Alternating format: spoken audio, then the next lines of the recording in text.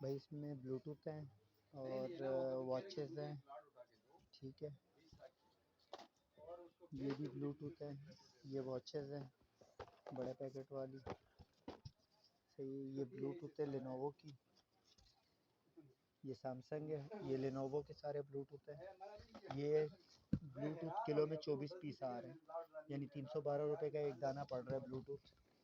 और इसका भी हिसाब नहीं लगा है ये किलो में कितना पड़ रहा है सैमसंग वाले, ये भी अंदाज़ा है तकरीबन किलो में जो है ना 20 पीस तो पड़ेंगे।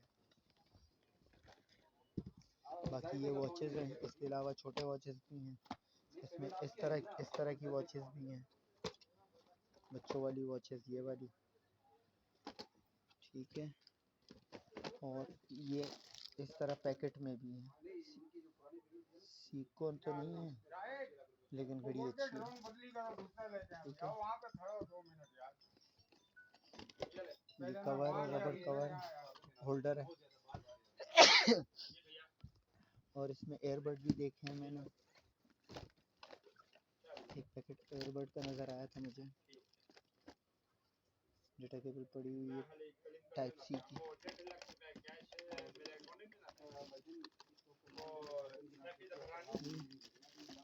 वॉचेस इसमें पड़ी हुई है,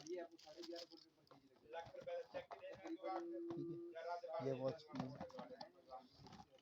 ये वाली वॉच भी है, अल्ट्रा 4 in 1।